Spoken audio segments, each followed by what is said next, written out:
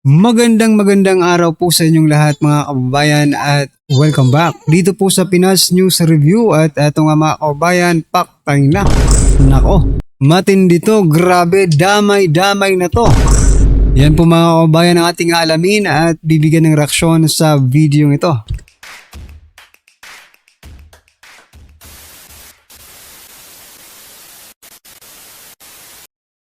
So mga kababayan, pasadahan po muna natin itong mga nagte-trending na mga balita dito po sa mundo ng social media at unahin na po natin to. Nako, ito pong si DILG Secretary John Vic Remulla, no? May pinasasauli kay Saldico. At ito pong si President Bongbong Marcos Jr. mga kababayan ay balik trabaho na. Aba, yan pong ating alamin pero unahin po muna natin to mga kababayan, no? Ito pong si John Vic Remulla.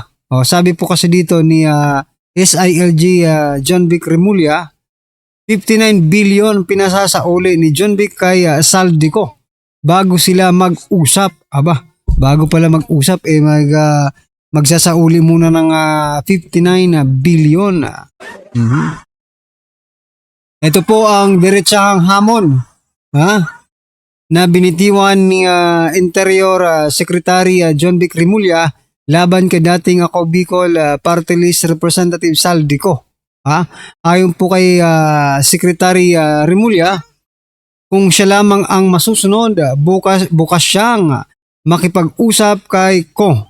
Ngunit may malinaw na kondisyon, ibalik muna ang umano'y 1 billion o katumbas na humigit kumulang 59 billion bago magkaroon ng anumang negosasyon. Ayan mga kababayan, 59 billion muna bago negosasyon daw no? So, naisip kong bigla, no? 'Di ba? Kasi yung iba na mga testigo, na mga witness, okay? Diyan po sa flood control scam, 'di ba? Yung iba po ay nagsauli rin po ng kanilang mga nakulimbat, okay? And I think it's about millions. Pero ang nakulimbat po nila ay billions. At saka ako, duda ako dito mga kababayan Duda ako dito sa 59 billion na pinasasauli. Kasi di ba may kumalat kang balita no? Hindi po kumalat na balita, talagang galing mismo sa magkapatid na Remulla na sila raw ay sila po ay trinay, no? Na i-bribe ng 1 billion, no? Sila po ay sinusuhulan ng 1 billion just to stop, okay? Just to stop investigating flood control anomalies. So, hindi natin masabi kung itong 59 billion na ito, magkano naman kaya? Di ba?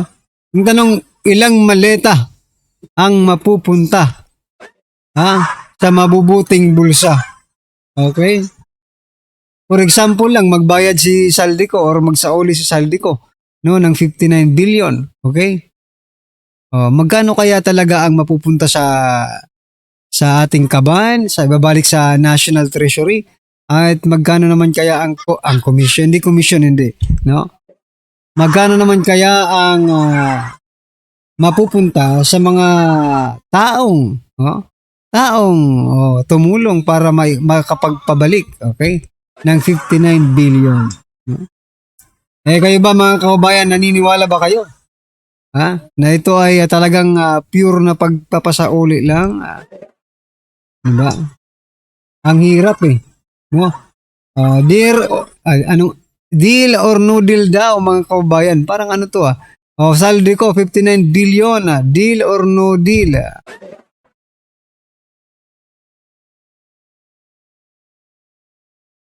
Uh, 60 billion yun sabi po dito ni ni Sai Cruz 60 billion yun kinupit mo pa yung 1 billion, aray ko po. Mag-utakan muna bago mag-usap ang kapwa-kawatan. Aray ko. Oo nga no? Sabi po dito ni Elizabeth Bartolome, nagkaunsihan siguro kaya pinasoli. Ha? Baka hindi nagbigay yung para kay John Wick. Ayan. So mga kaubayan, ano po ang inyong masasabi dyan? Just comment down below at eto. President Bongbong Marcos Jr. Ito ang patungkol naman po kay Presidente. Mula po ito sa GMA News 41 minutes ago. The President has recently returned from medical care and is recovering from diverticulitis, says PCO Secretary Dave Gomez. Ayan, no? Nakabalik na po ang presidente mula po sa kanyang medical care, sabi po dito, at naka-recover na. Medyo nakaka-recover na po mga kaubayan sa kanyang diverticulitis, no? Aba, ito palang diverticulitis mga kaubayan, ay sakit pala ito. Ito sakit pala ito ng mga mayayaman, no? Paano kung hindi ko nasabi pong at saka yung mga yung mga nasasangkot sa mga anomalya sa gobyerno, no? Ito pala yung mga sakit nila diverticulitis. Kasi nga mga kaubayan, ito, panoorin po natin itong si Executive Secretary Ralph Recto, no? May sakit rin pala siyang ganyan. Ito, pakinggan po natin to. It's only natural for the doctor said you take a week rest. You know, last year I also had diverticulitis. I had it twice, December of 24 and January of 25. Masakit yun. And I had downtime of a week for each episode of that. So now I fully recovered, and I think in the next few weeks that will be fully recovered. Konti pahinga lang. Just like any other normal individual. So yan mga kaubayan, no? Sabi po dito sa caption, no? In the spirit of transparency, disclose the medical bulletin of BBM. Sabi naman po dito ni Recto, I think in the next few weeks, the President will be fully recovered. Sabi niya kanina, siya rin daw ay nagkaroon ng diverticulitis mga kaubayan, no? 2 beses na raw siyang diverticulitis. Di ba? Sakit pamayaman niya pala ito mga kaubayan. Baka parehas kayo, di ba? Parehas nga mga kaubayan, no? Parehas nga si PBBM at si Recto, no? Parehas po sila ng sakit.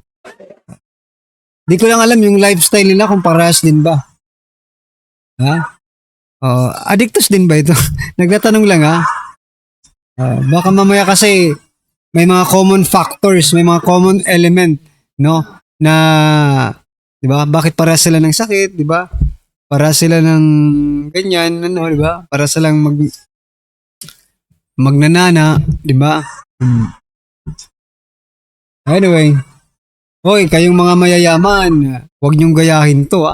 Sa bagay, depende naman yan sa mayaman. Kapag mayaman ka, tapos inaabuso mo yung katawan mo, tapos, di ba? Gumagawa ka pa ng kalokohan sa gobyerno, talagang magkakasakit ka ng diverticulitis. Pero kung wala ka namang ginagawa, kaya kayong mga mayayaman, wag na kayong, kung kayo po ay nasa gobyerno ngayon, wag po kayong magnanakaw. Baka bigla na lang kayong magkaroon ng diverticulitis. Ayan Anyway, ano po ang inyong masasabi dyan mga kaubayan? Just comment down below at eto, pasadahan po natin ang video ito. Sabi po dito mga kaubayan, nako, heto na, tamba, hinuli ni Trump sa Amerika. Ano kaya ito? Deserve. Ano kaya ito mga kaubayan? Ito, panoorin po natin at bigyan po natin ng reaksyon. Sir Banat Bay, pasok. Mula po ito sa Political PH TV. Romualdez, bumili ng mansion sa New York. Naka pa, ang lupit nito. Gago! Pasana all ka na lang talaga. Alam nyo mga kababayan, hindi ho biro ang bahay ho dyan. Kasi alam nyo, yun nga lang mga kwento ng mga vlogger. Pero mga napapanood ako mga vlogger dyan na kwento nila yung magre-rent ka lang ng apartment dyan sa New York. Ay grabe ho ang presyo, kaya nga tuwan-tuwa sila dito Murang-mura sila doon sa mga kondo sa BGC na nagkakahalaga ng 75,000 a month, 100,000. Sila po ay tuwan-tuwa dahil sabi nila mura naman pala dito kahit mamahalin yung lugar. Kaya tuwan-tuwa yung mga foreigner dito sa atin sa BGC sila nakastay kasi feeling mayaman sila. Pero sa totoo lang, mura yan kung ikukumpara mo sa mga kondo-kondo at apartment dyan sa New York. Ito, bahay pa, mansyon. Naku po, patay tayo dyan. Magkano kaya ang presyo nito? Di ba meron yang isang balita na di umano daw ay bumili daw ng bahay si Zaldico sa Portuguese, di ba? At sabi, ewan ko, sabi ito ni ni John Vic ba yun? Sabi niya is di umano aabutin daw ng 500 million. Utang inang bahay yan. Ano ba yan? May ginto ba yan? Baka naman may oil yan sa loob. Sa ilalim ng lupa niya. Ganun daw ang presyo. Ewan ko kung totoo yun pero yan ang sabi ni Remulla. Di umano, allegedly. Correct me if I'm wrong kung si Remulla ba yun. Pero yun ang narinig ko sa isang balita Pero naku po, grabe. Sabi ko nga, Portuguese pa lang yun. What more kung sa New York ka? Ang New York kasi ang sentro ng kalakalan dyan sa Amerika. Tsaka dyan talaga, grabe yung ang presyo dyan. Ginto ang presyo dyan dahil pa manluloko. Pero dyan daw bumili si Romualdez, mga kababayan. Naku, grabe. Alam mo, hindi talaga nagtutugma Hindi talaga nagtutugma ang sahod ng isang congressman o ng kahit sino man politiko. Kahit ikaw ay matagal ng politiko, para ka makabili ng mga ganyang klaseng mansyon o bahay sa mga mayayamang lugar. Iniisip ko nga kunwari, di ba, kumikita ka, magkano? Halimbawa na lang, kumikita ka ng 5 milyon kada taon. Sa 10 taon mo, 50 milyon. Isipin mo to ang laki na nun, 5 milyon. Bilang congressman, imposible nga, 5 milyon yun Di ba? Sabihin na natin, sige, sabihin na natin kasama yung MOE nila, wala silang staff, wala silang expenses, kanila lang lahat. Sabihin mo ng 10 milyon ang kanilang kinikita kada taon. Isipin mo yun hindi sila gumagastos, hindi sila kumakain, wala silang staff. 10 milyon ang kanilang nakukuhang pera dyan sa kamara. Isipin mo, 10 million times 10 years. Di 100 million yun, di ba? Sabihin na natin another 100 million, another 10 years. So 20 years ka ng politiko, umabot ka na ng 200 million. Sabihin na natin 30 years ka ng politiko, umabot ka ng 300 million. Hindi ka kumakain ng 30 years. Wala kang staff for 30 years. 300 million. Sabihin mo na additional 10 years, 40 years ka nang nanunungkulan sa gobyerno. Lahat kinukurap mo, lahat talaga tinatago mo. Hindi mo ginagastos sa staff mo, wala kang consultant, wala. Hindi ka rin kumakain, walang kuryente. Kasi nga lahat kinuha mo na sabihin mo na 50 years. 50 years ka ng congressman, 50 years ka ng government official, 50 years ka ng hindi kumakain. Buhay ka pa kaya nung animal ka? 50 years ka nang walang staff, wala lahat. Walang sasakyan, lahat kasi kinuha mo nga 50 years mantakin mo. Tapos ibibili mo lang ng isang bahay. Gago! Hindi ako kakain ng 50 years, wala akong staff for 50 years, ibibili ko lang ng bahay. And I know that is an exaggeration. I know that is too much to say. Pero akin, ina-exage ko lang. Ganung, imposible naman walang kumakain ng 50 years. Wala kang consultant, wala kang kahit na ano. In 50 years. Ibig sabihin, it's really living beyond your salary. Saan mo nakuha yung pera? Kung kaya mong bumili ng mga ganyang gastusin sa buhay mo. Ang laki na niyan, Ang laki na niyan. So, ibig sabihin, malamang sa malamang, kumikita ka ng 1 billion a year. O kaya naman 500 million a year. Kaya kaya mong bumili ng 500 million na estimate lang naman daw yan. Eto, panoorin nyo, ito yung sinasabi ko sa inyong napanood ko na isang bagong umuusbong. Hindi ko sinasabing totoo ang lahat ng kanya sinasabi Hindi ko rin sinasabing ito ay matuwid na tao. Pero ipapakita ko lang sa inyo yung balitang ibinalita niya at napanood ko. At gusto ko lang reaksyonan. Nung pinapanood ko kasi, kaya lang every time ko pinanunood, dumudugo yung ilong ko. Kaya kita, sisipon-sipon ako kasi kakapanood sa kanya, dumudugo na yung ilong ko Kasi English spokening ito Pero susubukan nating sa salitang maintindihan. So I have the paperwork here, the document from the Office of the City Register of the City of New York. Meron daw siyang dokumento mula sa register ng mismo ng gobyerno ng Amerika sa New York. Okay? Yun daw yung nakuha niyang dokumento. Ibig sabihin, hindi chismis ito. Hindi ito gawa-gawa ditong babae na ito. May nakuha talaga siyang dokumento na nanggagaling doon sa loob ng gobyerno ng Amerika o sa civil registry. Which tells us that in 2024, 2024. Sino naman presidente ng 2024? Si Duterte pa rin ba?